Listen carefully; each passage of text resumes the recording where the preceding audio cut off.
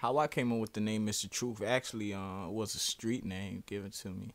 You know, when I first started rapping in high school, rather, you know, they said, "Oh yeah, he the truth, man. He spit the truth on me." At the time, that was a word, so it kind of stuck with me.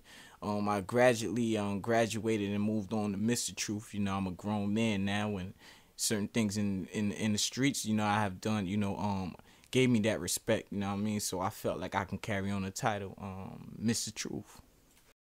I'm from Brooklyn, born and raised, born in Coney Island, actually, Coney Island Hospital. Moved to Orlando, Florida, spent some time down south. You know what I mean? Happy I did that because I met a lot of real niggas down there and I still fuck with. You know what I mean? Lived a little bit in North Carolina. You know, but Brooklyn's my heart, man. I pump Brooklyn blood, believe it or not, man. You know what I mean? That's where I was born at, you know, and that's where I remain. That's where my heart remain, you know what I mean? You know, well, I know niggas gotta get theirs, but I don't care what nobody says, man. Trapping and rapping, it doesn't go hand in hand. You know what I mean?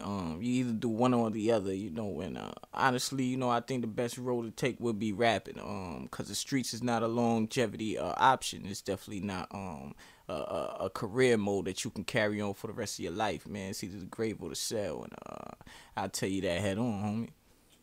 What inspires me, man, is definitely the streets, the struggles I've been through. A lot of rappers, they may name other rappers, which is all good. You know, there's a lot of rappers that may have inspired me. Biggie Smalls, Tupac. The list can go on, but I don't want to leave anybody out.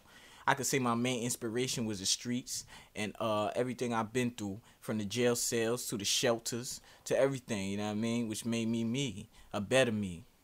Well, the Feast mixtape, it was started, I could say the thought of it was probably started in 06, oh 07, probably a little bit before that.